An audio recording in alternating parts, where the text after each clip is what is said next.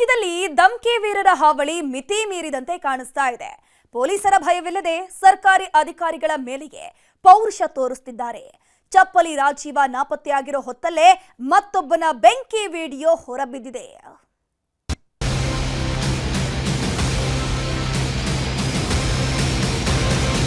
ಅವರು ತಲೆಮರೆಸಿಕೊಂಡಿದ್ದಾರೆ. ಕಾನೂನು ಪ್ರಕಾರವಾಗಿ ಕ್ರಮ ತಗೊಳ್ಳಿ ಅಂತ ಹೇಳಿದ್ದೀನಿ. ಕಾಂಗ್ರೆಸ್ ಸರ್ಕಾರ ಕರ್ನಾಟಕದಲ್ಲಿ ಹೆಜ್ಜೆ ಇಟ್ಟ ಮೇಲೆ ಇಡೀ ಕರ್ನಾಟಕ ಒಂದು ರೀತಿ ಉರಿಯುವ ಮನೆಯಾಗಿದೆ. ಪೊಲೀಸ್ ಠಾಣೆಗಳು ಮತ್ತು ಕಾಂಗ್ರೆಸ್ ಕಚೇರಿ ಆಗಿದೆ. ಅವರೆಲ್ಲ ತಪ್ಪಿಸ್ಕೊಂಡು ಹೋಗಿದ್ದಾರೆ. ಅವರಿಗೆ ಟೀಮ್ ಮಾಡಿ ಬಿಟ್ಟಿದ್ದಾರೆ. ಹುಡುಕೊಂಡು ಕರ್ಕೊಂಡು ಬರ್ತಾರೆ. ಅವರಿಗೆ ಅಧಿಕಾರದ ಮದ, ಹಣದ ದೌಲತ್ತು ಒಮ್ಮೊಮ್ಮೆ ಯಾವ ನೀಚ ಮಟ್ಟಕ್ಕೂ ಮನುಷ್ಯನನ್ನ ಇಳಿಸ್ಬಿಡುತ್ತೆ. ನಾವು ಏನ್ ಮಾಡಿದ್ರೂ ನಡೆಯುತ್ತೆ, ನಮ್ಮನ್ನ ಯಾರೂ ಕೇಳೋರಿರಲ್ಲ ಅನ್ನೋ ಮನಸ್ಥಿತಿ ನೀಚ ಕೆಲಸಗಳನ್ನ ಮಾಡಿಸುತ್ತೆ. ಪ್ರಕರಣ ದಾಖಲಾಗಿ 4 ದಿನ ಕಳೆದರೂ ಈವರೆಗೂ ರಾಜೀವ್ ಗೌಡನನ್ನ ಬಂಧಿಸಲು ಸಾಧ್ಯವಾಗಿಲ್ಲ. ಪೊಲೀಸರು ಕೂಡ 3 ತಂಡ ಮಾಡಿಕೊಂಡು ಎಲ್ಲಾ ಕಡೆ ಹುಡುಕಾಟ ನಡೆಸ್ತಿದ್ದೀವಿ ಅಂತ ಹೇಳ್ತಲೇ ಇದ್ದಾರೆ. ಹೀಗಾಗಿ ಪೊಲೀಸರ ಕಾರ್ಯವೈಖರಿ ಮೇಲೆಯೇ ಈಗ ಅನುಮಾನ ಸೃಷ್ಟಿಯಾಗಿದೆ. ಅಷ್ಟೇ ಅಲ್ಲ, ಸರ್ಕಾರದ ಪ್ರಭಾವಿ ಸಚಿವರುಗಳು ಪೊಲೀಸರ ಮೇಲೆ ಬಂಧಿಸದಂತೆ ಒತ್ತಡ ತರ್ತಿದ್ದಾರಾ ಅನ್ನೋ ಶಂಕೆಯೂ ವ್ಯಕ್ತವಾಗಿದೆ. ಚಪ್ಪಲಿ ರಾಜೀವ್ ಗೌಡನ ಹುಚ್ಚಾಟ ಬಿಜೆಪಿ ನಾಯಕರಿಗೆ ಬ್ರಹ್ಮಾಸ್ತ್ರ ಸಿಕ್ಕಂತಾಗಿದೆ. ಎಫ್ಐಆರ್ ದಾಖಲಾಗಿ 4 ದಿನವಾದ್ರೂ ಇನ್ನೂ ಬಂಧಿಸಿಲ್ಲ ಅಂತ ಹೋದಲ್ಲಿ ಬಂದಲ್ಲಿ ಕಾಂಗ್ರೆಸ್ ನಾಯಕರ ಮೇಲೆ ಮುಗಿಬೀಳುತ್ತಿದ್ದಾರೆ. ವಿಳಂಬ ಇಲ್ಲ ರೀ. ಟೀಮ್ ಮಾಡಿ ಅವರೆಲ್ಲ ತಪ್ಪಿಸ್ಕೊಂಡು ಹೋಗಿದ್ದಾರೆ. ಅವರಿಗೆ ಟೀಮ್ ಮಾಡಿ ಬಿಟ್ಟಿದ್ದಾರೆ. ಹುಡುಕೊಂಡು ಕರ್ಕೊಂಡು ಬರ್ತಾರೆ. ಅವರಿಗೆ ಕಾಂಗ್ರೆಸ್ ಸರ್ಕಾರ ಕರ್ನಾಟಕದಲ್ಲಿ ಹೆಜ್ಜೆ ಇಟ್ಟ ಮೇಲೆ ಇಡೀ ಕರ್ನಾಟಕ ಒಂದು ರೀತಿ ಉರಿಯುವ ಮನೆಯಾಗಿದೆ. ಮತ್ತೊಂದೆಡೆ ಹಿರಿಯ ಪೊಲೀಸ್ ಅಧಿಕಾರಿಗಳ ವಾರ್ಷಿಕ ಸಮಾವೇಶದಲ್ಲಿ ಸಿಎಂ ಭಾಗಿಯಾಗಿದ್ರು. ಈ ವೇಳೆ ನಡೆದ ಸುದ್ದಿಗೋಷ್ಠಿಯಲ್ಲಿ ಉಗ್ರರನ್ನ ಹಿಡಿಯೋ ನಮ್ಮ ಪೊಲೀಸರಿಗೆ ರಾಜೀವ್ ಗೌಡನನ್ನ ಬಂಧಿಸಲು ಸಾಧ್ಯವಾಗಲ್ವಾ ಅಂತ ಪ್ರಶ್ನೆಗಳು ತೂರಿ ಬಂದ್ವು. ಈ ವೇಳೆ ಪ್ರತಿಕ್ರಿಯಿಸಿದ ಸಿಎಂ, ಕಾನೂನು ಪ್ರಕಾರ ಕ್ರಮ ಕೈಗೊಳ್ಳಲು ಹೇಳಿದ್ದೇನೆ, ಕಾನೂನಿಗಿಂತ ಯಾರೂ ದೊಡ್ಡವರಲ್ಲ ಅಂತ ಸಮಜಾಯಿಷಿನೂ ಕೊಟ್ರು. ಅವರು ತಲೆಮರೆಸಿಕೊಂಡಿದ್ದಾರೆ. ಕಾನೂನು ಪ್ರಕಾರವಾಗಿ ಕ್ರಮ ತಗೊಳ್ಳಿ ಅಂತ ಹೇಳಿದ್ದೀನಿ. ಕಾನೂನು ಪ್ರಕಾರ ಕ್ರಮ ತಗೊಳ್ಳಿ. ಯಾರು ಕಾನೂನಿಗಿಂತ ಮೇಲೂ ಇಲ್ಲ, ಕೆಳಗಡೆನೂ ಇಲ್ಲ. ಕಾನೂನು ಪ್ರಕಾರ ಕ್ರಮ ತಗೊಳ್ಳಿ. ಅವ್ರು ಯಾರು ನಮ್ಮ ಪಾರ್ಟಿಯವರಾಗಲಿ ಯಾವ ಪಾರ್ಟಿಯವರಾಗಲಿ. ಈ ಎಲ್ಲ ರಾಜಕೀಯ ಜಟಾಪಟಿಗಳ ಮಧ್ಯೆ ಪೊಲೀಸರ ಆಕ್ಷನ್ಗೆ ಚಳ್ಳೆಹಣ್ಣು ತಿನ್ನಿಸಲು ರಾಜೀವ್ ಗೌಡ ಮುಂದಾಗಿದ್ದಾನೆ. ಚಿಂತಾಮಣಿ ಜೆಎಂಎಫ್ಸಿ ನ್ಯಾಯಾಲಯದಲ್ಲಿ ನಿರೀಕ್ಷಣಾ ಜಾಮೀನಿಗೆ ಅರ್ಜಿ ಸಲ್ಲಿಸಿದ್ದು ವಿಚಾರಣೆ ಮುಂದೂಡಿಕೆಯಾಗಿದೆ. ಬಗೆದಷ್ಟು ಬಯಲಾಗ್ತಿದೆ ರಾಜೀವ್ ಗೌಡನ ಕರಾಳತೆ. ಈಗಾಗಲೇ ರಾಜೀವ್ ಗೌಡನಿಂದ ಕಾಂಗ್ರೆಸ್ ನಾಯಕರಿಗೆ ಬಿಸಿ ಮುಟ್ಟಿದೆ. ಈ ಮಧ್ಯೆ ಈತನ ಒಂದೊಂದೇ ಕರ್ಮಕಾಂಡಗಳು ಹೊರಬರತೊಡಗಿವೆ. ಮತ್ತೊಬ್ಬ ಮಹಿಳೆ ಆಶಾಲತಾ ಜಮೀನು ವಿಚಾರಕ್ಕೆ ರಾಜೀವ್ ಗೌಡ ನನಗೆ ಕಿರುಕುಳ ನೀಡಿದ್ದಾನೆ ಅಂತ ಅಳಲು ತೋಡಿಕೊಂಡಿದ್ದಾರೆ. ಎಲ್ಲ ಚೆಕ್ ಬೌನ್ಸ್ ಆಗಿರ್ತವೆ. ಈತನ ಹತ್ರ ಸುಮಾರು ನಾನು ಡಿಲ್ವರಿಗಂತ ಹೋಗಿ ಸರ್, ಡಿಲ್ವರಿ ಆಗೋ ತನಕ ಅವ್ನ ಆಫೀಸ್ ಸುತ್ತಿದ್ದೀನಿ, ಅವ್ನ ಕಣ್ಣೇ ಬಂದಿಲ್ಲ ಸರ್. ಲಾಸ್ಟಲ್ಲೇ ಆಗಿಲ್ಲ, ನಮ್ಮ ಕೈಯಲ್ಲಿ ಆಗಿಲ್ಲ ಅಂದಾಗ ನಾವು ಹೋಗಿ GPA ಕ್ಯಾನ್ಸಲ್ ಮಾಡಿರ್ತೀನಿ ಸರ್. ಪೇಪರ್ ಪಬ್ಲಿಕೇಶನು ಮತ್ತು ನೋಟಿಸ್ ಕೊಟ್ಟು ಅವ್ನು GPA ಕ್ಯಾನ್ಸಲ್ ಮಾಡಿ ತಂಬಿಟ್ಟು ಸಬ್ ರಿಜಿಸ್ಟ್ರ್ ಆಫೀಸ್ನಲ್ಲೇ GPA ಕ್ಯಾನ್ಸಲ್ ಮಾಡಿರ್ತೀನಿ. ಸುಮಾರು ಒಂದು 13 ವರ್ಷಗಳಿಂದ ಕೇಸು ಕೋರ್ಟು ಅಂತ ಸುತ್ತಾ ಇದ್ದೀನಿ ಸರ್. ನನಗೆ ಇನ್ನೂ ನ್ಯಾಯ ಸಿಕ್ಕಿಲ್ಲ ಸರ್. ಇವಾಗ ಫೈನಲಲ್ಲಿ ಜಡ್ಜ್ಗಳನ್ನೇ ಅವ್ನು ಬುಕ್ಕಿಂಗ್ ಮಾಡ್ತಾನಂತೆ ಸರ್. ಇವಾಗ ಜಡ್ಜ್ಗಳನ್ನ ಬುಕ್ ಮಾಡ್ತಾನಂತೆ. ಇಲ್ಲಿ ಗೆದ್ದಿಲ್ಲ ಅಂದ್ರೆ ಪರವಾಗಿಲ್ಲ, ಹೈಕೋರ್ಟ್ಗೆ ಹೋಗ್ತಾನಂತೆ ಸರ್. ಇನ್ನು ತನಗೆ ರಾಜೀವ್ ಗೌಡ ಧಮಕಿ ಹಾಕಿದ್ದ ಆಡಿಯೋ ವೈರಲ್ ಬಳಿಕ ಸಾಕಷ್ಟು ಭಯಭೀತರಾಗಿದ್ದ ಪೌರಾಯುಕ್ತೆ ಅಮೃತಾ ಗೌಡ ನ್ಯೂಸ್ 18 ಜೊತೆ ಮಾತನಾಡಿದ್ದಾರೆ. ರಾಜೀವ್ ಗೌಡ ನನಗೆ ಯಾವುದೇ ಕ್ಷಮಾಪಣೆ ಕೇಳಲಿಲ್ಲ, ಘಟನೆಯಿಂದ ನನ್ನ ಇಡೀ ಕುಟುಂಬ ಆತಂಕಕ್ಕೀಡಾಗಿತ್ತು ಅಂತ ಅಳಲು ತೋಡಿಕೊಂಡಿದ್ದಾರೆ. ಇಲ್ಲ ಸರ್, ಅದು ನಮಗೆ ಪೊಲೀಸ್ ಡಿಪಾರ್ಟ್ಮೆಂಟ್ ಅವರಿಂದ ಗೊತ್ತಾಗಿದೆ. ಫೋನ್ ಸ್ವಿಚ್ ಆಫ್ ಆಗಿದೆ ಅಂತ.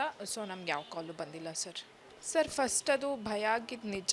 ನಮ್ಮ ತಂದೆ ತಾಯಿ ಸ್ವಲ್ಪ ಅದು, ಆಮೇಲೆ ಇದು ಈ ಥರ ಎಲ್ಲ ಇನ್ಸಿಡೆಂಟ್ಸ್ ಇದೆ, ತುಂಬ ಕೇಸ್ ಆಲ್ರೆಡಿ ಫೈಲ್ ಆಗಿದೆ ಅಂತೆಲ್ಲ ಕೇಳಿದಾಗ ಸ್ವಲ್ಪ ಭಯ ಪಟ್ಟಿದ್ದು ನಿಜ. ಬಟ್ ನಮ್ಮ ತಂದೆ ತಾಯಿ ನಮ್ಮ ಜೊತೆನೇ ಇದ್ದಾರೆ. ಸೊ ಈಗ ಧೈರ್ಯವಾಗಿದ್ದಾರೆ ಸರ್. ಸಿಎಂ ತವರಲ್ಲೂ ಮಹಿಳಾ ಅಧಿಕಾರಿಗೆ ಧಮಕಿ, ಸರ್ಕಾರಿ ಅಧಿಕಾರಿ ಮೇಲೆ ದರ್ಪ.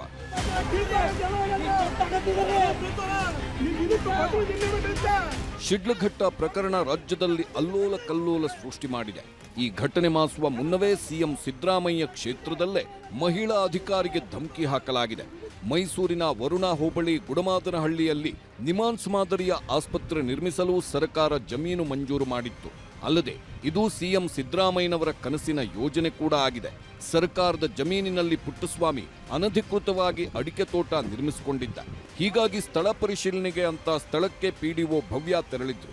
ಈ ವೇಳೆ ಪುಟ್ಟಸ್ವಾಮಿ ಮಹಿಳೆ ಅನ್ನೋದನ್ನು ನೋಡದೆ ಅವಾಚ್ಯವಾಗಿ ನಿಂದಿಸಿದ್ದೂ ಅಲ್ಲದೆ ಹಲ್ಲೆಗೆ ಮುಂದಾಗಿದ್ದಾನೆ. ಇಷ್ಟಕ್ಕೆ ಸುಮ್ಮನಾಗದೆ ಆ ವ್ಯಕ್ತಿ ಮೊಬೈಲ್ ಕಿತ್ಕೊಂಡು ದೃಶ್ಯ ಡಿಲೀಟ್ ಮಾಡೋಕ್ಕೂ ಯತ್ನಿಸಿದ್ದಾನೆ.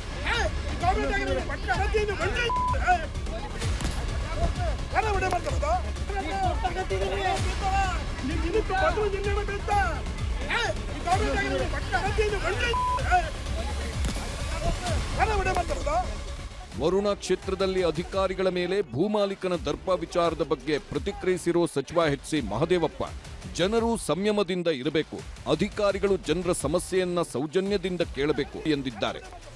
ಜನರು ಸಂಯಮದಿಂದ ಇರಬೇಕು, ಅಧಿಕಾರಿಗಳು ಜನರ ಸಮಸ್ಯೆಗಳನ್ನು ಸೌಜನ್ಯದಿಂದ ಕೇಳಬೇಕು, ಬಗೆಹರಿಸೋದನ್ನ ಮಾಡಿಕೊಡ್ಬೇಕು. ಬಟ್ ಅಧಿಕಾರಿಗಳು ಸ್ವಲ್ಪ ವಿವೇಚನೆ ಬಳಸಬೇಕು.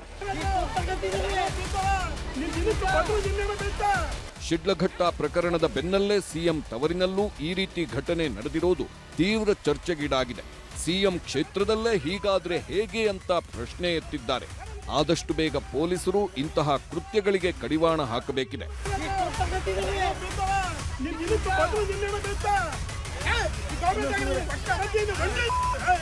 Bureau report, news 18. ಆ ಊರಿನಲ್ಲಿ 5 ವರ್ಷಕ್ಕೊಮ್ಮೆ ಗ್ರಾಮ ದೇವತೆಯರ ಹಬ್ಬ ನಡೆಯುತ್ತೆ. ಈ ಬಾರಿ ಅದ್ದೂರಿಯಾಗಿ ಉತ್ಸವ ಮಾಡೋಕೆ ಪ್ಲಾನ್ ಮಾಡ್ಕೊಂಡಿದ್ರು. ಆದ್ರೆ ದೇವರ ವಿಗ್ರಹ ಭಿನ್ನ ಆಗಿದ್ರಿಂದ ಆಂಜನೇಯನ ಗುಡಿಯಲ್ಲಿಟ್ಟಿದ್ರು. ಇದೀಗ ಆಂಜನೇಯ ಗುಡಿಯಲ್ಲಿ ದುರ್ಗಮ್ಮ ದೇವಿ ಓಡಾಡ್ತಿದ್ದಾಳಂತೆ.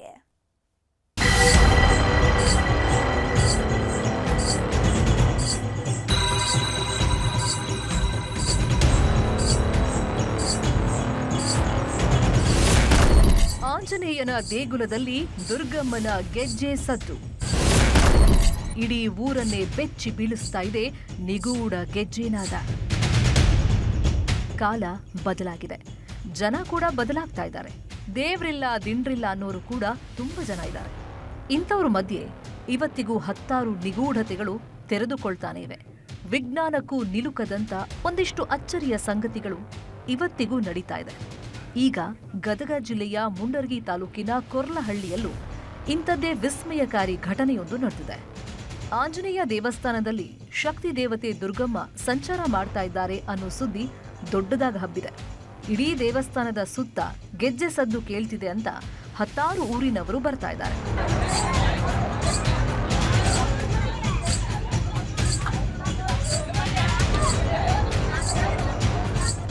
ಕೊರ್ಲಹಳ್ಳಿಯಲ್ಲಿ ಮಾಯಮ್ಮ, ಗಾಳಮ್ಮ ಅನ್ನೋ ಗ್ರಾಮ ದೇವತೆಗಳಿದ್ದಾರೆ. ಪ್ರತಿ 5 ವರ್ಷಕ್ಕೊಂದ್ಸಲ ಈ ದೇವರ ಜಾತ್ರೆಯನ್ನ ಅದ್ಧೂರಿಯಾಗಿ ಮಾಡಲಾಗುತ್ತೆ. ಆದ್ರೀಗ ದುರ್ಗಮ್ಮ ದೇವಿಯ ಮೂರ್ತಿ ಅಮಾವಾಸ್ಯೆ ದಿನವೇ ವಿರೂಪಗೊಂಡಿದೆ. ದೇವಿ ಬಳಿ ಹಚ್ಚಿದ್ದ ದೀಪ ದುರ್ಗಮ್ಮ ದೇವಿ ವಿಗ್ರಹಕ್ಕೆ ತಗುಲಿ ಇಡೀ ಮೂರ್ತಿಯೇ ವಿರೂಪಗೊಂಡಿದೆ. ಹೀಗಾಗಿ ಹೊಸ ಮೂರ್ತಿ ಮಾಡಿಸಿರೋ ಗ್ರಾಮಸ್ಥರು ಬಣ್ಣ ಹೊಡೆಯೋ ಕೆಲಸ ಇದೆ ಅಂತ ಊರಿನ ಆಂಜನೇಯ ದೇವಸ್ಥಾನದಲ್ಲಿ ಇಟ್ಟಿದ್ದಾರೆ.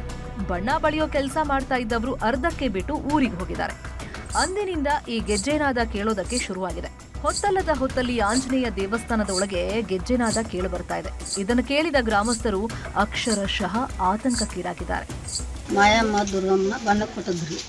ಆ ಬಣ್ಣವನ್ನು ಬಂದಿಲ್ಲ ಅವ್ರು ಬಣ್ಣ ಕೊಡೋಕೆ. ಅವ್ರು ಬರ್ಲಿಕ್ಕೆ ಗುಡಿಯಲ್ಲಿ ಗೆಜ್ಜೆ ಸಪ್ಪ ಸೌಂಡ್ ಕೇಳ್ತಾರೆ. ಆ ಸೌಂಡಿಗೆ ಜನಸಂಖ್ಯೆ ಎಲ್ಲ ಇದನ್ನ ಭಯ ಪಟ್ಕೊಂಡಾರೆ. ಇಲ್ಲೇ ಏಕಾಬ್ರೆ ಗೆಜ್ಜೆ ಸಪ್ಪಡ್ರಿ ಬಿಸ್ತಾರ್ಲಿದ್ದ ನಿನ್ನೆ ರಾತ್ರಿವರೆಗೆ ಈಗ ಮುಂಚೆಲಿವರೆಗೆ ಬರೇ ಗೆಜ್ಜೆ ಸಪ್ಪಾಗಕತ್ತೈತ್ರಿ. ಮುಂದಿನ ತಿಂಗಳು ಗ್ರಾಮ ದೇವತೆ ಉತ್ಸವ ಮಾಡೋದಕ್ಕೆ ಊರ್ನವರು ನಿರ್ಧಾರ ಮಾಡಿದ್ದಾರೆ. ಹೀಗಾಗಿ ದೇವಸ್ಥಾನದ ಕೆಲಸವೂ ಭರದಿಂದ ಸಾಗಿದೆ. ಆದ್ರೀಗ ಇದ್ದಕ್ಕಿದ್ದಂಗೆ ಗೆಜ್ಜೆನಾದ ಕೇಳಿಸ್ತಾ ಇರೋದು ಇಡೀ ಊರಿನವರನ್ನ ದಿಕ್ಕು ಕಾಣದಂತೆ ಮಾಡಿಬಿಟ್ಟಿದೆ. ಆಂಜನೇಯ ದೇವಸ್ಥಾನಕ್ಕೆ ಹೋಗೋದಕ್ಕೂ ಜನ ಹೆದರ್ಕೊಳ್ತಾ ಇದ್ದಾರೆ. ಹೀಗಾಗಿ ದೇವಸ್ಥಾನದ ಸುತ್ತ ಟಾರ್ಪಲ್ ಹಾಕಿ ಕ್ಲೋಸ್ ಮಾಡಿದ್ದಾರೆ. ಆದ್ರೂ ಕೂಡ ಗೆಜ್ಜೆ ಸದ್ದು ನಿಂತಿಲ್ಲ. ಶುಕ್ರವಾರ ರಾತ್ರಿಯಿಂದನ ಒಂದು ಸಣ್ಣಾಗಿ ಗೆಜ್ಜೆ ಸೌಂಡ್ ಬರ್ತಾ ಇತ್ತು. ಈಗಾದರೂ ಗೆಜ್ಜೆ ಸೌಂಡ್ ಇದೆ ಸರ್. ಅದು ಜನಗಳಿಗೆ ಸ್ವಲ್ಪ ಆತಂಕ ಇತ್ತು. ಆಮೇಲೆ ದುರ್ಗಮ್ಮ ಮತ್ತು ಮಾಯಮ್ಮನ ಪ್ರತಿಷ್ಠಾಪನೆ ಆದ ನಂತರ ಎಲ್ಲ ಮುಂದೆ ಜಾತ್ರೆ ಮಾಡೋಕ್ಕಂತ ನಿರ್ಧಾರ ಮಾಡಿದ್ವಿ ಸರ್. ಒಟ್ನಲ್ಲಿ ದೇವಸ್ಥಾನದಲ್ಲಿ ಕೇಳಿಬರ್ತಾ ಇರೋ ಗೆಜ್ಜೆನಾದ ಇಡೀ ಊರವರ ನಿದ್ದೆಗೆಡಿಸಿದೆ. ನಿಜಕ್ಕೂ ಇದರ ಹಿಂದಿನ ಮರ್ಮವೇನು ಅನ್ನೋದು ಇನ್ನಷ್ಟೇ ಗೊತ್ತಾಗಬೇಕು. ಸಂತೋಷ್ ಕೊಂಡೂರ, ನ್ಯೂಸ್ 18, ಗದಗ. ರಾಜ್ಯದಲ್ಲಿ ನಿಧಿಯ ಸುದ್ದಿ ದೊಡ್ಡದಾಗಿ ಸದ್ದು ಮಾಡ್ತಾ ಇದೆ. ಒಂದ್ ಕಡೆ ಲಕ್ಕುಂಡಿಯಲ್ಲಿ ಉತ್ಖನನ ಕಾರ್ಯ ನಡೆಯುತ್ತಿದ್ರೆ, ಇನ್ನೊಂದ್ ಕಡೆ ಸಹೋದರನ ವಿರುದ್ಧ ಜಿದ್ದನ್ನ ತೀರಿಸಿಕೊಳ್ಳುವುದಕ್ಕೆ ನಿಧಿಯ ಅಸ್ತ್ರ ಹೂಡಿದ್ದಾನೆ. ಅಂದಾಜು 3 kg ಅಂತ ಹೇರ್ ಸರ್ ಗೋಲ್ಡ್ ಐತಿ.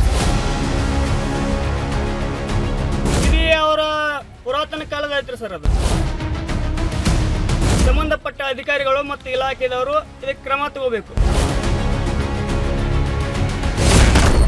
ಅಣ್ತಮ್ಮರ ಮಧ್ಯೆ ಜಾಗದ ಕುಸ್ತಿ, ಕಟ್ಟಿದ ನಿಧಿ ಕತೆ, ಕಾಕಿ ಹುಡುಕಾಟ, ಸುಳ್ಳಾದ್ರೆ ಬೀಳುತ್ತೆ ಕೋಳ.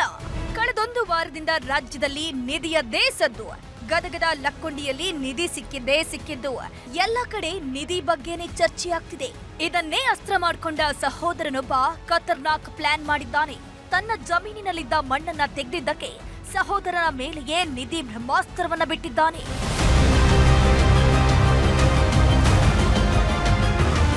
ಬೆಳಗಾವಿ ಜಿಲ್ಲೆಯ ರಾಯಭಾಗ ತಾಲೂಕಿನ ಫಲಭಾವಿ ಗ್ರಾಮದಲ್ಲಿ ಇವತ್ತು ನಿಧಿಯ ಸದ್ದು ದೊಡ್ಡದಾಗಿ ಹಬ್ಬಿತ್ತು. ನನ್ನ ಸಹೋದರ ನಿಧಿ ಅಗ್ದಿದ್ದಾನೆ, ಮಣ್ಣಲ್ಲಿ ಸಿಕ್ಕ ಬಂಗಾರದ ಖಜಾನೆಯನ್ನ ಮುಚ್ಚಿಟ್ಕೊಂಡಿದ್ದಾನೆ ಅಂತ ಹಸಿ ಕತೆ ಕಟ್ಟಿದ್ದ. ಈತನ ಮಾತನ್ನ ನಂಬಿಕೊಂಡು ಬಂದ ಅಧಿಕಾರಿಗಳು ಅಸಲಿ ಕತೆ ಕೇಳಿ ದಂಗಾಗ್ ಹೋಗಿದ್ದಾರೆ. ಈತನ ಹೆಸರು ಚಿದಾನಂದ ನಿಂಗನೂರ ಅಂತ. ಈತನ ಸಹೋದರ ಶ್ರೀಶೈಲ ನಿಂಗನೂರ. ಇಬ್ಬರ ಮಧ್ಯೆ ಆಸ್ತಿ ಜಗಳ ನಡೀತಾನೆ ಇತ್ತು. ಆಸ್ತಿ ಹಂಚಿಕೆ ಆಗೋದಕ್ಕೂ ಮೊದಲೇ ಒಂದಿಷ್ಟು ಜಾಗದಲ್ಲಿ ಇಬ್ಬರು ವ್ಯವಸಾಯವನ್ನ ಮಾಡ್ತಿದ್ರು. ಇತ್ತೀಚೆಗೆ ಆಸ್ತಿ ಹಂಚಿಕೆ ಆಗಿದ್ರಿಂದ ಇಬ್ಬರ ಜಾಗವು ಅದಲು ಬದಲಾಗಿತ್ತು. ಆದ್ರೆ ಜಮೀನು ಪಾಲು ಮಾಡೋದಕ್ಕೂ ಮೊದಲು ಚಿದಾನಂದ ನಿಂಗನೂರ ಒಂದಿಷ್ಟು ಜಾಗಕ್ಕೆ ಮಣ್ಣು ಹಾಕಿಸಿದ್ದ. ಆದ್ರೆ ಈ ಜಾಗ ಈಗ ಸಹೋದರನಿಗೆ ಹೋಗಿದ್ರಿಂದ ತಾನು ಹಾಕಿಸಿದ್ದ ಮಣ್ಣನ್ನ ತೆಗೆದುಕೊಂಡಿದ್ದ. ಇದು ಸಹೋದರನ ಕಣ್ಣನ್ನ ಕೆಂಪಗಾಗಿಸಿದೆ.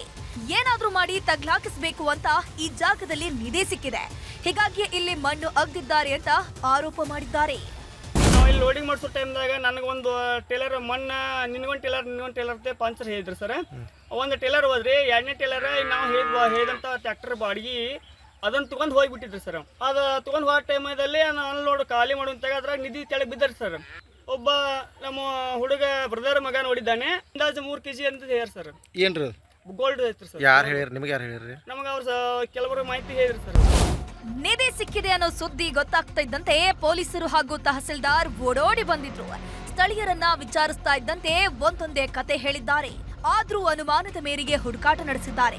ಒಂದ್ ವೇಳೆ ಸುಳ್ಳು ಹೇಳಿದ್ದಾರೆ ಅನ್ನೋದು ಗೊತ್ತಾದ್ರೆ ಕ್ರಮ ಕೈಗೊಳ್ತೀವಿ ಅಂತ ತಹಸೀಲ್ದಾರ್ ಹೇಳಿದ್ದಾರೆ.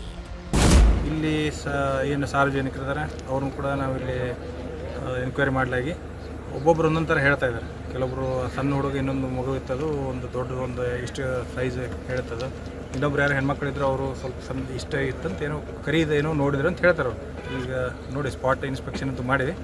ಮುಂದೆ ಏನು ಕ್ರಮ ಜರುಗಿಸ್ಬೇಕು ಆರ್ಕಿಯಾಲಜಿದವ್ರಿಗೆ ತಿಳಿಸಿ ಮುಂದೆ ಏನು ಕ್ರಮ ತಗೋತೀವಿ. ಲಕ್ಕುಂಡಿಯಲ್ಲಿ ಮೂಲೆ ಮೂಲೆಯಲ್ಲೂ ನಿಧಿ ಹುಡುಕಾಟ. ಪತ್ತೆ ಆಯ್ತು ಪಾನಿ ಪೀಠ, ಗ್ರಾಮಸ್ಥರ ವಿರೋಧ.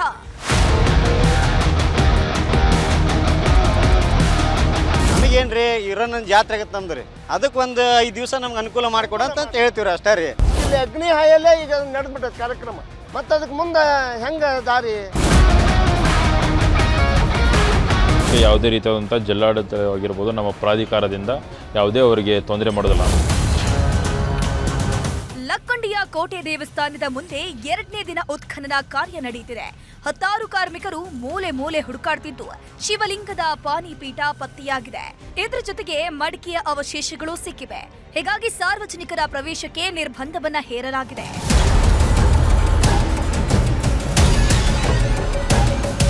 ಲಕ್ಕುಂಡಿಯಲ್ಲಿ ನಡೆಯುತ್ತಿರೋ ಉತ್ಖನನ ಕಾರ್ಯಕ್ಕೆ ಸ್ಥಳೀಯರು ವಿರೋಧ ವ್ಯಕ್ತಪಡಿಸಿದ್ದಾರೆ. ಮಾರ್ಚ್ ತಿಂಗಳಲ್ಲಿ ನಮ್ಮೂರಿನ ಜಾತ್ರೆ ನಡೆಯಲಿದ್ದು ಇದೇ ಜಾಗದಲ್ಲಿ ಅಗ್ನಿಕುಂಡ ಮಾಡ್ತೀವಿ, ಆದ್ರೆ ಈಗ ಇಲ್ಲೇ ಉತ್ಖನನ ಮಾಡ್ತಿದ್ದಾರೆ. ಒಂದ್ ವೇಳೆ 50 ವರ್ಷಗಳಿಂದ ಮಾಡ್ಕೊಂಡು ಬರ್ತಿರೋ ಜಾತ್ರೆಗೆ ಅಡ್ಡಿಯಾದ್ರೆ ಉಗ್ರ ಹೋರಾಟ ಮಾಡ್ತೀವಿ ಅಂತ ಎಚ್ಚರಿಕೆಯನ್ನು ನೀಡಿದ್ದಾರೆ. ಈ ಬಗ್ಗೆ ಪ್ರತಿಕ್ರಿಯೆ ನೀಡಿದ ಲಕ್ಕುಂಡಿ ಅಭಿವೃದ್ಧಿ ಪ್ರಾಧಿಕಾರದ ಸದಸ್ಯರು ಊರ ಜಾತ್ರೆಗೆ ಯಾವುದೇ ತೊಂದರೆ ಆಗುವುದಿಲ್ಲ ಅಂತ ಹೇಳಿದ್ದಾರೆ. ಸರ್ 50 ವರ್ಷದಿಂದ ನಾವು ಮಾಡ್ಕೊಂತ ಬಂದೀವಿ. ನಮ್ಗಿನ ಹಿರಿಯರು ಅದಾರ್ರಿ ಇಲ್ಲಿ. ಮತ್ತೆ ಮಾರ್ಚ್ ಎಂಡಿನೊಳಗೆ ಇರ್ಬದ್ದೇವ್ರ ಜಾತ್ರಾ ಕಾರ್ಯಕ್ರಮ ಹಮ್ಮಿಕೊಂತೀವಿ ನಾವು. ಮತ್ತು ಅದಕ್ಕೆ ಇಲ್ಲಿ ಅಗ್ನಿ ಹಾಯಲ್ಲೇ ಈಗ ನಡೆದ್ಬಿಟ್ಟದ ಕಾರ್ಯಕ್ರಮ. ಮತ್ತು ಅದಕ್ಕೆ ಮುಂದೆ ಹೆಂಗೆ ದಾರಿ? ಏನು ಅದನ್ನು ಜಾತ್ರೆ ಮಾಡೋದು ಬಂದ್ ಮಾಡಿಬಿಡೋಣ? ಮುಂದೆ ಅದಕ್ಕೇನು ಮತ್ತೆ ಎಲ್ಲರೂ ದಾರಿ ಮಾಡಿಕೊಡ್ತೀರೋ? ಒಟ್ಟು ಅಜ್ಜನ ಜಾತ್ರೆಗೆ ಅನುವು ಮಾಡಿಕೊಡ್ರಿ ಅಂತ ನಾವು ಸರ್ಕಾರಕ್ಕೆ ಕಳಕಳಿಯಿಂದ ಬೇಡ್ಕೊಂತೀವಿ.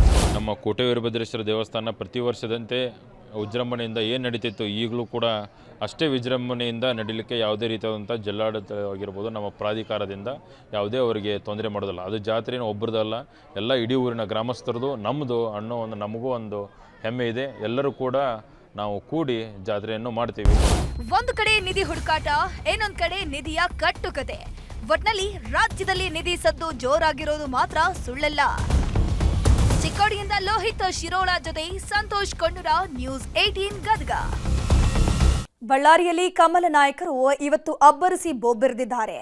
ರೆಡ್ಡಿ ಮನೆ ಮುಂದೆ ನಡೆದ ಗುಂಡಿನ ಕಾಳಗವನ್ನೇ ಅಸ್ತ್ರ ಮಾಡಿಕೊಂಡು ಕೈ ನಾಯಕರ ವಿರುದ್ಧ ವಾಗ್ಬಾಣ ಬಿಟ್ಟಿದ್ದಾರೆ.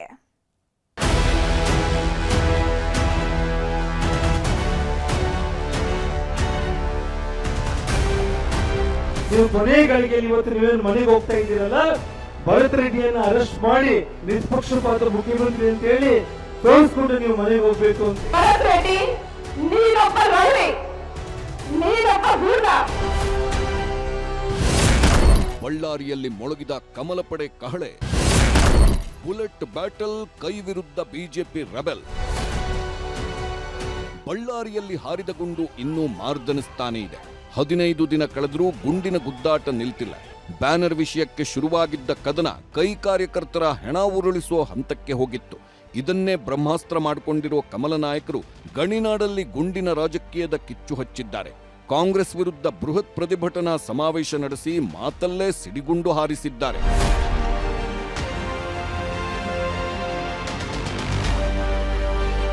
ಕಮಲ ನಾಯಕರು ಇವತ್ತು ಅಕ್ಷರಶಃ ಕೆರಳಿ ಕೆಂಡವಾಗಿದ್ರು. ಒಬ್ಬೊಬ್ಬರ ಮಾತಲ್ಲೂ ಸಿಡಿಗುಂಡುಗಳು ನುಗ್ಗಿ ಬರ್ತಿದ್ದವು. ಫೈರಿಂಗ್ ಪ್ರಕರಣವನ್ನ ಸಿಬಿಐಗೆ ಒಪ್ಪಿಸಬೇಕು, ಇಲ್ಲ ನ್ಯಾಯಾಂಗ ತನಿಖೆಗೆ ವಹಿಸಬೇಕು ಅನ್ನೋದು ಬಿಜೆಪಿ ಹಠ. ಆದರೆ ರಾಜ್ಯ ಸರ್ಕಾರ ಸಿಐಡಿಗೆ ವಹಿಸಿದೆ. ಇದು ಕಮಲ ನಾಯಕರ ಕಣ್ಣು ಕೆಂಪಗಾಗಿಸಿದೆ. ಸಿಐಡಿಗೆ ವಹಿಸುವ ಮೂಲಕ ಇಡೀ ಪ್ರಕರಣವನ್ನ ಮುಚ್ಚಿಹಾಕೋ ಹುನ್ನಾರ ನಡೆಯುತ್ತಿದೆ ಅಂತ ಬೀದಿಗಿಳಿದಿದ್ದಾರೆ. ಇದರ ಮುನ್ನುಡಿಯಾಗಿಯೇ ಬಳ್ಳಾರಿಯಲ್ಲಿ ಇವತ್ತು ಬೃಹತ್ ಪ್ರತಿಭಟನಾ ಸಮಾವೇಶ ನಡೆಸಿದ್ದು.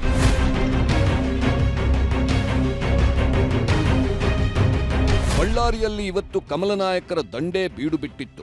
ವಿಜಯೇಂದ್ರ, ಅಶೋಕ್, ಬೊಮ್ಮಾಯಿ, ಜನಾರ್ದನ್ ರೆಡ್ಡಿ, ಶ್ರೀರಾಮುಲು ಸೇರಿದಂತೆ ದೊಡ್ಡ ದೊಡ್ಡ ನಾಯಕರೇ ದಂಗೆದ್ದು ಬಂದಿದ್ರು. ಮೊದಲು ಕನಕದುರ್ಗಮ್ಮ ದೇವಸ್ಥಾನಕ್ಕೆ ಭೇಟಿ ನೀಡಿದ ಕಮಲಪಡೆ ನಂತರ ಮೃತ ರಾಜಶೇಖರ್ ನಿವಾಸಕ್ಕೆ ಭೇಟಿ ನೀಡಿತು. ಈ ವೇಳೆ ಜನಾರ್ದನ್ ರೆಡ್ಡಿ ಪತ್ನಿ ಮೃತರ ಕುಟುಂಬಕ್ಕೆ 10 ಲಕ್ಷ ರೂಪಾಯಿ ಮೌಲ್ಯದ ಚೆಕ್ ನೀಡಿದ್ರು. ನಂತರ ಸಮಾವೇಶದ ಅಂಗಳಕ್ಕೆ ಬರ್ತಿದ್ದಂತೆ ಬೆಂಕಿ ಬಿರುಗಾಳಿಯನ್ನೇ ಎಬ್ಬಿಸಿದ್ರು. ಮೈಕ್ ಹಿಡಿದ ಪ್ರತಿಯೊಬ್ಬರೂ ಕೂಡ ಕಾಂಗ್ರೆಸ್ ವಿರುದ್ಧ ಮಾತಲ್ಲೇ ಸಮರ ಸಾರಿದ್ರು. ಇದೇ ಬಳ್ಳಾರಿ ವೃತ್ತದಲ್ಲಿ ಮಾನ್ಯ ಜನಾರ್ದನ್ ರೆಡ್ಡಿ ಅವರು, ಶ್ರೀರಾಮುಲು ಅವರು ಒಟ್ಟಿಗೆ ಸೇರಿ ಆ ವೃತ್ತದಲ್ಲಿ ವಾಲ್ಮೀಕಿ ಪ್ರತಿಭೆನ ಪ್ರತಿಷ್ಠಾಪನೆಯನ್ನು ಕೂಡ ಮಾಡಿದ್ರು. ಅಷ್ಟೇ ಅಲ್ಲ, ಬಸವರಾಜ ಬೊಮ್ಮಾಯಿ ಅವರು ರಾಜ್ಯದ ಮುಖ್ಯಮಂತ್ರಿಗಳಿದ್ದಾಗ ವಾಲ್ಮೀಕಿ ಸಮುದಾಯಕ್ಕೆ, ಪರಿಶಿಷ್ಟ ಪಂಗಡಕ್ಕೆ 3% ಇದ್ದಂತ ರಿಸರ್ವೇಶನ್ ಅನ್ನ 7%ಗೆ ಏರಿಸಿದ್ರು. ಸಿದ್ದರಾಮಯ್ಯನವರೇ, ನೀವು ಕೊನೆ ಗಳಿಗೆಯಲ್ಲಿ ಇವತ್ತು ನೀವೇನು ಮನೆಗೆ ಹೋಗ್ತಾ ಇದ್ದೀರಲ್ಲ, ಭರತ್ ರೆಡ್ಡಿಯನ್ನ ಅರೆಸ್ಟ್ ಮಾಡಿ ಇಡೀ ಕರ್ನಾಟಕ ರಾಜ್ಯಕ್ಕೆ ಒಬ್ಬ ನಿಷ್ಪಕ್ಷಪಾತ ಮುಖ್ಯಮಂತ್ರಿ ಅಂತ ಹೇಳಿ ತೋರಿಸ್ಕೊಂಡು ನೀವು ಮನೆಗೆ ಹೋಗ್ಬೇಕು ಅಂತ ಹೇಳಿ ಆಗ್ರಹವನ್ನ ಮಾಡಿ ಬಿಜೆಪಿ ಸಮಾವೇಶದಲ್ಲಿ ಜನಾರ್ದನ್ ರೆಡ್ಡಿ ಪತ್ನಿ ಲಕ್ಷ್ಮಿ ಅರುಣಾ ಅಬ್ಬರಿಸಿ ಬೊಬ್ಬಿರಿದಿದ್ದಾರೆ.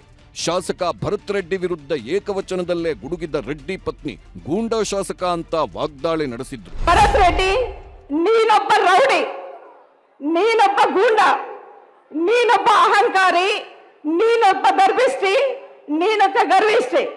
ನಿನ್ನಂತ ವ್ಯಕ್ತಿಯಿಂದ ಇಂಥ ಮಾತುಗಳನ್ನು ಅಲ್ಲದೆ ಇನ್ನೇನು ಮಾತುಗಳು ಬಳ್ಳಾರಿ ಜನರು ನಿನ್ನಿಂದ ನಿರೀಕ್ಷೆ ಮಾಡ್ತಾರೆ. ಗುಂಡೇಟಿನ ಕಾಳಗ ಶುರುವಾಗಿ 16 ದಿನವೇ ಆಗೋಯ್ತು. ಇವತ್ತಿಗೂ ಕೂಡ ಶಾಸಕ ಭರತ್ ರೆಡ್ಡಿ ಆಗ್ಲಿ, ಇವರ ಆಪ್ತ ಸತೀಶ್ ರೆಡ್ಡಿ ಆಗ್ಲಿ ಯಾರ ಬಂಧನವೂ ಆಗಿಲ್ಲ. ಹೀಗಾಗಿ ಬಂಧನ ಆಗುವವರೆಗೂ ನಮ್ಮ ಹೋರಾಟ ನಿಲ್ಲಲ್ಲ ಅಂತ ಬಿಜೆಪಿ ಅಬ್ಬರಿಸ್ತಿದೆ. ಒಟ್ನಲ್ಲಿ ಬ್ಯಾನರ್ ಬಡಿದಾಟ ಬಳ್ಳಾರಿಯಲ್ಲಿ ರಾಜಕೀಯ ಕ್ರಾಂತಿಗೆ ಮುನ್ನುಡಿಯಾಗಿರುವುದಂತೂ ಸುಳ್ಳಲ್ಲ. ಕೃಷ್ಣ ಜೊತೆ ಬಸವರಾಜ ಹರನಹಳ್ಳಿ, ನ್ಯೂಸ್ 18 ಬಳ್ಳಾರಿ. ಅವರೆಲ್ಲ ಹಲವು ದಶಕಗಳಿಂದ ಕಾಡಿನಲ್ಲಿ ಗೆಡ್ಡೆ, ಗೆಣಸು, ಪ್ರಾಣಿ ಪಕ್ಷಿಗಳನ್ನ ಬೇಟೆಯಾಡಿಕೊಂಡಿದ್ರು. ಆದರೆ ಇತ್ತೀಚೆಗೆ ಬಂದ ಕಾನೂನುಗಳ ಪರಿಣಾಮವಾಗಿ ನಾಡಿನತ್ತ ಮುಖ ಮಾಡಿದ್ರು. ನಾಡಿಗೆ ಬಂದು ಅನೇಕ ವರ್ಷಗಳೇ ಕಳೆದ್ರು ಇಲ್ಲಿಯೂ ಕೂಡ ಕಾಡಿನ ಜನರಂತೆಯೇ ವಾಸ ಮಾಡ್ತಿದ್ದಾರೆ. ಅವರಿಗೆ ಸಿಗಬೇಕಾದ ಕನಿಷ್ಠ ಸೌಲಭ್ಯಗಳು ಇಲ್ಲದೆ ಪ್ರಾಣಿಗಳ ರೀತಿಯಲ್ಲೇ ಬದುಕ್ತಿದ್ದಾರೆ. ಅಷ್ಟಕ್ಕೂ ಯಾರವರು, ಹೇಗಿದೆ ಅವರ ಬದುಕು ಅಂತೀರಾ? ಇಲ್ಲಿದೆ ನೋಡಿ ಒಂದು ಸ್ಟೋರಿ.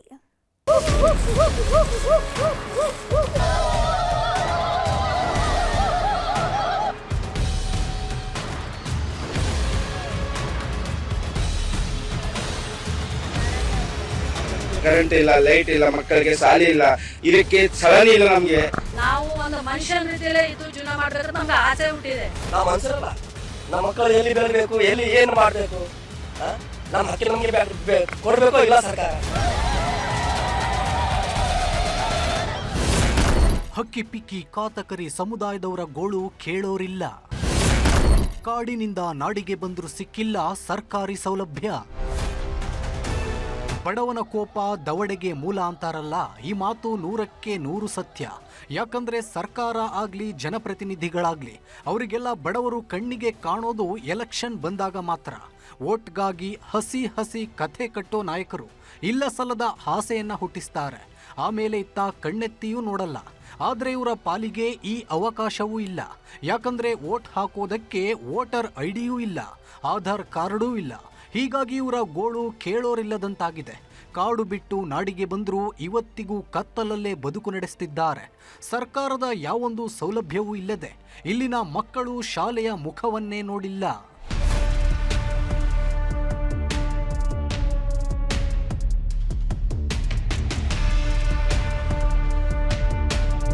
ಇವರೆಲ್ಲ ಹಕ್ಕಿ ಪಿಕ್ಕಿ ಹಾಗೂ ಕಾತಕರಿ ಸಮುದಾಯಕ್ಕೆ ಸೇರಿದವರು. ಹಲವು ದಶಕಗಳ ಕಾಲ ಕಾಡಲ್ಲೇ ಇದ್ದವರು ಅರಣ್ಯ ಇಲಾಖೆಯ ಕಟ್ಟುನಿಟ್ಟಿನ ಕ್ರಮದಿಂದಾಗಿ ನಾಡಿಗೆ ಬಂದಿದ್ರು.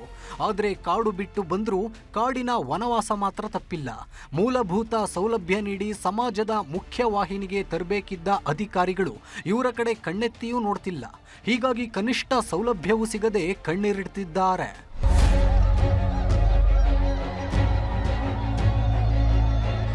ಬೆಳಗ್ಗೆ 10 ಗಂಟೆಗೆ ನಮ್ಮೂರಲ್ಲಿ ನ್ಯೂಸ್ 18 ಅನ್ನೋ ಕಾರ್ಯಕ್ರಮದಲ್ಲಿ ನ್ಯೂಸ್ 18 ವರದಿ ಪ್ರಸಾರ ಮಾಡಿತ್ತು. ನೊಂದವರ ಪರಿಸ್ಥಿತಿ ಹೇಗಿದೆ ಅನ್ನೋದನ್ನ ಎಳೆ ಎಳೆಯಾಗಿ ಬಿಚ್ಚಿಟ್ಟಿತ್ತು. ಇದರ ಬಿಸಿ ಅಧಿಕಾರಿಗಳಿಗೆ ಮುಟ್ತಿದ್ದಂತೆ ಓಡೋಡಿ ಬಂದಿದ್ದಾರೆ. ಪರಿಶಿಷ್ಟ ವರ್ಗಗಳ ಕಲ್ಯಾಣ ಅಧಿಕಾರಿ ಬಸವರಾಜ್ ಕುರಿಹೊಲಿ ಭೇಟಿ ನೀಡಿ ಸಂತ್ರಸ್ತರ ಸಮಸ್ಯೆ ಆಲಿಸಿದ್ರು. ಮೇಲಾಧಿಕಾರಿಗಳ ಜೊತೆ ಚರ್ಚಿಸಿ ಜಾತಿ ಪ್ರಮಾಣ ಪತ್ರ ನೀಡ್ತೀವಿ ಎಂದಿದ್ದಾರೆ. ನಮ್ಮ ಹಕ್ಕಿ ಜನಾಂಗ ವಾಸ ಮಾಡ್ತಿದ್ದಾರೆ. ಇವರಿಗೆ ಮೂಲ ಜಾತಿ ಪ್ರಮಾಣ ಪತ್ರ ಇಲ್ಲ. ಆದ್ದರಿಂದ ಇವರಿಗೆ ಜಾತಿ ಪ್ರಮಾಣ ಪತ್ರ ಕೊಡಿಸಲಿಕ್ಕೆ ಯಾವ ರೀತಿ ಸಾಧ್ಯ ಆಗ್ತದೆ ಆ ಸಹಕಾರವನ್ನ ನಾವು ಮಾಡ್ತೀವಿ. ಒಟ್ನಲ್ಲಿ ಇವರ ಪಾಲಿಗೆ ಕಾಡು ಬಿಟ್ಟರು ವನವಾಸ ಮಾತ್ರ ತಪ್ಪಿಲ್ಲ. ಹೀಗಾಗಿ ಅಧಿಕಾರಿಗಳೇನೋ ಈಗ ಭರವಸೆ ಕೊಟ್ಟಿದ್ದಾರೆ. ಆದ್ರಿದು ಈಡೇರುತ್ತಾ ಕಾದು ನೋಡಬೇಕು. ಚಂದ್ರಕಾಂತ ಸುಗಂಧಿ, ನ್ಯೂಸ್ 18 ಬೆಳಗಾವಿ. ಕರ್ನಾಟಕದ ಏಕೀಕರಣದ ಮತ್ತೊಂದು ಕೊಂಡಿ ಕಳಚಿದೆ. ರಾಜ್ಯ ರಾಜಕೀಯದ ಹಿರಿಯ ನಾಯಕ ಶತಾಯುಷಿ ಭೀಮಣ್ಣ ಕಂಡ್ರೆ ಕೊನೆ ಉಸಿರೆಳೆದಿದ್ದಾರೆ.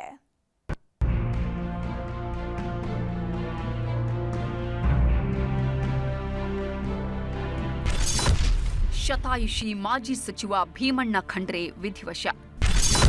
102 ವರ್ಷಗಳ ಸಾರ್ಥಕ ಬದುಕಿಗೆ ಪೂರ್ಣ ವಿದಾಯ. ಕಲ್ಯಾಣ ಕರ್ನಾಟಕದ ಧೀಮಂತ ನಾಯಕ, ರಾಜಕೀಯದಲ್ಲಿ ತಮ್ಮದೇ ಛಾಪು ಮೂಡಿಸಿದ್ದ ಹಿರಿಯ ನಾಯಕ, ಸ್ವಾತಂತ್ರ್ಯ ಹೋರಾಟಗಾರ ಶತಾಯುಷಿ, ಲೋಕನಾಯಕ, ಬೀದರ್ನ ಭಾಗ್ಯವಿದಾತ, ಹೀಗೆ ನಾನಾ ಬಿರುದುಗಳನ್ನ ಪಡೆದಿದ್ದ ಶತಾಯುಷಿ ಭೀಮಣ್ಣ ಖಂಡ್ರೆ 102 ವರ್ಷಗಳ ಸಾರ್ಥಕ ಬದುಕಿಗೆ ವಿದಾಯ ಹೇಳಿದ್ದಾರೆ. ಅನಾರೋಗ್ಯದಿಂದ ಬಳಲ್ತಾ ಇದ್ದ ಮಾಜಿ ಸಚಿವ ಭೀಮಣ್ಣ ಖಂಡ್ರೆ ತಮ್ಮ ಸ್ವಗೃಹದಲ್ಲೇ ಕೊನೆ ಉಸಿರು ಎಳೆದಿದ್ದಾರೆ. ರಾಜಕೀಯ, ಸಾಮಾಜಿಕ, ಶೈಕ್ಷಣಿಕ ಕ್ಷೇತ್ರದಲ್ಲಿ ಭೀಮಣ್ಣ ಖಂಡ್ರೆಯವರ ಸಾಧನೆ ಅದ್ವಿತೀಯ. ಸ್ವಾತಂತ್ರ್ಯ ಹೋರಾಟದಲ್ಲಿ ಭಾಗಿಯಾಗಿದ್ದ ಭೀಮಣ್ಣ ಖಂಡ್ರೆ ರಾಜಕೀಯಕ್ಕೆ ಬಂದಿದ್ದೇ ಜನರ ಉದ್ಧಾರಕ್ಕಾಗಿ. ಮೊದಲು ಪುರಸಭೆಯ ಅಧ್ಯಕ್ಷರಾಗಿ, ನಂತರ ಶಾಸಕರಾಗಿ, ಕೊನೆಗೆ ಸಚಿವರಾಗಿಯೂ ಸೇವೆ ಸಲ್ಲಿಸಿದರು. ಕರ್ನಾಟಕದ ರಾಜಕೀಯ ಪಾಲಿಗೆ ಹಿರಿಯ ಕೊಂಡಿಯಾಗಿದ್ದ ಭೀಮಣ್ಣ ಖಂಡ್ರೆಗೆ ಇತ್ತೀಚೆಗೆ ಉಸಿರಾಟದ ಸಮಸ್ಯೆ ಶುರುವಾಗಿತ್ತು. ಹೀಗಾಗಿ ತಮ್ಮ ಕೊನೆಯ ದಿನಗಳನ್ನು ಸ್ವಗೃಹದಲ್ಲೇ ಕಳೆಯಲಿ ಅಂತ ಮನೆಯಲ್ಲೇ ಚಿಕಿತ್ಸೆ ನೀಡಲಾಗ್ತಿತ್ತು. ಆದರೆ ನಿನ್ನೆ ರಾತ್ರಿ 10:50 ಸುಮಾರಿಗೆ ಆರೋಗ್ಯದಲ್ಲಿ ತೀವ್ರ ಏರುಪೇರಾಗ್ತಿದ್ದಂತೆ ಕೊನೆ ಉಸಿರೆಳೆದಿದ್ದಾರೆ. ತಂದೆಯ ಅಂತಿಮ ಕ್ಷಣಗಳನ್ನು ಕಣ್ತುಂಬಿಕೊಂಡ ಈಶ್ವರ್ ಖಂಡ್ರೆ ಬಿಕ್ಕಿ ಬಿಕ್ಕಿ ಕಣ್ಣೀರಿಟ್ರು. ಮಧ್ಯಾಹ್ನ 3:30ರವರೆಗೂ ಭಾಲ್ಕಿ ನಿವಾಸದಲ್ಲಿ ಅಂತಿಮ ದರ್ಶನಕ್ಕೆ ವ್ಯವಸ್ಥೆ ಮಾಡಲಾಗಿತ್ತು. ನಂತರ 5 ರಿಂದ 6 ಕಿಲೋಮೀಟರ್ ದೂರ ಅಂತಿಮ ಯಾತ್ರೆ ನಡೆಸಿದ್ರು. ಅವ್ರ ಜೀವನವೇ ಹೋರಾಟಮಯ ಜೀವನ. ಬಾಲ್ಯದಿಂದಲೇ ಅವರು ಅನ್ಯಾಯದ ವಿರುದ್ಧ, ಮೌಢ್ಯತೆ ವಿರುದ್ಧ, ಅಸಮಾನತೆ ವಿರುದ್ಧ ಹೋರಾಟ ಮಾಡುವಂಥವ್ರು. ಜಾತೀಯತೆ ವಿರುದ್ಧ ಹೋರಾಟ ಮಾಡಿದ್ದಾರೆ, ಅಸ್ಪೃಶ್ಯತೆ ವಿರುದ್ಧ ಹೋರಾಟ ಮಾಡಿದ್ದಾರೆ. ಅನೇಕ ಶಾಲಾ ಕಾಲೇಜುಗಳನ್ನು, ವಸತಿ ನಿಲಯಗಳನ್ನು ಪ್ರಾರಂಭ ಮಾಡಿ ಈ ಭಾಗದ ಮಕ್ಕಳಿಗೆ ಗುಣಾತ್ಮಕ ಶಿಕ್ಷಣ ಕೊಡಲಿಕ್ಕೆ ಭಾಳಷ್ಟು ಶ್ರಮ ಮಾಡಿದ್ದಾರೆ. ಮೌಲ್ಯಾಧಾರಿತವಾದಂಥ ರಾಜಕಾರಣ ಮಾಡಿದ್ದಾರೆ. ಅತ್ಯಂತ ಸರಳ ಜೀವನ, ಅಷ್ಟೇ ನಿಷ್ಠುರವಾಗಿ ಇದ್ದರು. ಭಾಲ್ಕಿ ಪಟ್ಟಣದ ಫಾರ್ಮ್ ಹೌಸಲ್ಲಿ ಭೀಮಣ್ಣ ಖಂಡ್ರೆಯ ಅಂತಿಮ ಸಂಸ್ಕಾರ ನೆರವೇರಿಸಲಾಯಿತು. ಸರ್ಕಾರಿ ಗೌರವಗಳೊಂದಿಗೆ ಪತ್ನಿ ಲಕ್ಷ್ಮೀಬಾಯಿ ಸಮಾಧಿ ಪಕ್ಕದಲ್ಲೇ ಲಿಂಗಾಯತ ಸಂಪ್ರದಾಯದಂತೆ ಅಂತ್ಯ ಸಂಸ್ಕಾರ ನೆರವೇರಿಸಿದರು. ಈ ವೇಳೆ ಸಿದ್ದು, ಡಿಕೆಶಿ ಸೇರಿದಂತೆ ಹಲವಾರು ನಾಯಕರು ಭಾಗಿಯಾಗಿದ್ದರು. ಒಟ್ನಲ್ಲಿ ರಾಜ್ಯ ರಾಜಕೀಯದ ಹಿರಿಯ ಕೊಂಡಿ ಕಳಚಿದೆ. ಸ್ವಾತಂತ್ರ್ಯ ಹೋರಾಟಗಾರ ಭೀಮಣ್ಣ ಖಂಡ್ರೆ ಅನ್ನೋದು ಇನ್ನು ನೆನಪು ಮಾತ್ರ. ಕ್ಯಾಮರಾಮನ್ ಸಂಜೀವ್ ಕುಮಾರ್ ಜೊತೆ ದುರ್ಗಪ್ಪ ಹೊಸಮನಿ ಹಾಗೂ ಅರುಣ್ ಕುಮಾರ್ ಕದಂ, ನ್ಯೂಸ್ 18 ಬೀದರ್. ನಿರ್ಭೀತ, ನಿಷ್ಪಕ್ಷಪಾತ, ವಿಶ್ವಾಸಾರ್ಹ ಸುದ್ದಿಗಳಿಗೆ ಮತ್ತೊಂದು ಹೆಸರಾಗಿರುವ ನ್ಯೂಸ್ 18 ಕನ್ನಡ ಈಗ ಆಪ್ನಲ್ಲೂ ಲಭ್ಯವಿದೆ. ದಯವಿಟ್ಟು ಇಲ್ಲಿರುವ QR ಕೋಡ್ ಅನ್ನು ಸ್ಕ್ಯಾನ್ ಮಾಡಿಕೊಂಡು ಆಪ್ ಡೌನ್ಲೋಡ್ ಮಾಡೋದಕ್ಕೆ ಮರಿಬೇಡಿ. ನಿಮ್ಮ ಬೆಂಬಲ ಹೀಗೆ ಸದಾ ನಮ್ಮೊಂದಿಗಿರಲಿ. ಧನ್ಯವಾದ.